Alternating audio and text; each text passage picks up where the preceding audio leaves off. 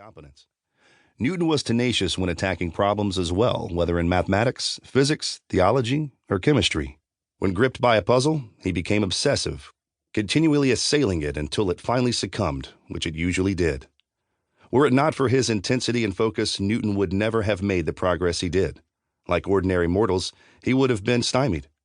His fortitude, perseverance, and ability to focus were, on his own admission, even more important than his innate intellectual capacity. At his birth, however, any strength he possessed, physical, mental, or otherwise, was hidden. Newton was born on Christmas Day in a small upstairs bedroom of his family's manor house in Woolsthorpe, England. It was 1642, at least by England's reckoning. England's calendar was roughly 10 days out of sync with the continent's. Galileo died that same year. Isaac was born several weeks prematurely, very small and very sick. The attending nurses were sent to the next town for medicine, but despite the seriousness of the situation, they stopped along the way to rest because they were sure that the baby was as good as dead. Yet he survived the night, and the next day, and the day after that. Each day he precariously clung to life, his mother Hannah postponing his baptism in nearby Colsterworth for a week while Isaac slowly gained strength. He was so small he could fit into a quart pot, and small he would remain. Even as an adult, he was short. While an infant, he was fitted with a special neck brace so he could breathe and nurse properly. But he would not remain sickly and lived 84 more years. Isaac was not a son of laughter. One of his secretaries said later that he had only seen him laugh once. Rather, he was named after his father. But the senior Isaac Newton, Newtown, had died a few months earlier in October, only 6 months after his marriage to Hannah.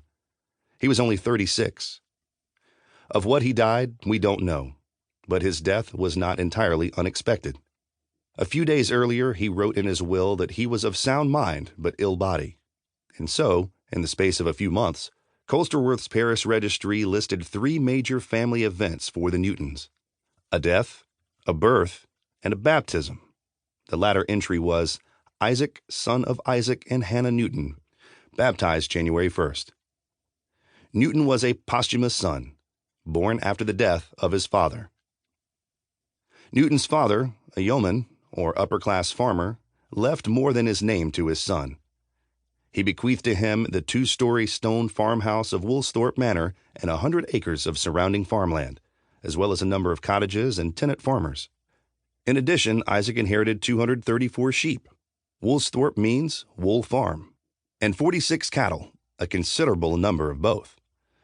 At least financially, Isaac Sr. left his pregnant wife and unborn child very comfortable.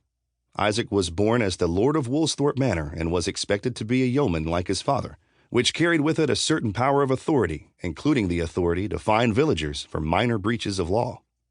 It was expected, therefore, that his mother would provide Newton with the same kind of education his father had, namely none. Isaac Sr. was illiterate and signed his name with his mark, the traditional X.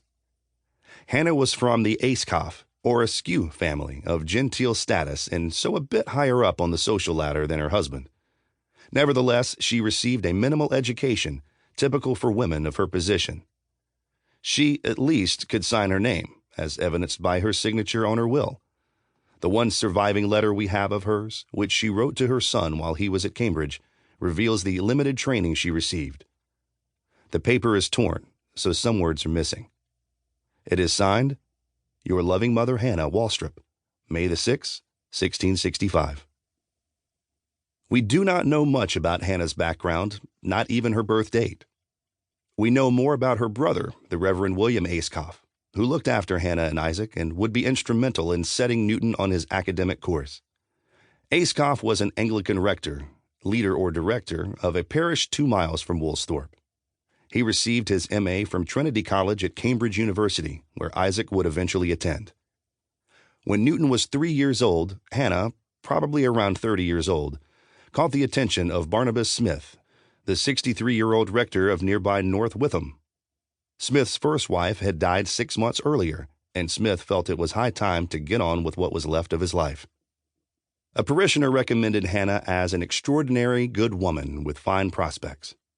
Smith, not having the courage to face possible rejection in person, sent the parishioner to propose for him, paying him a day's wage for his trouble.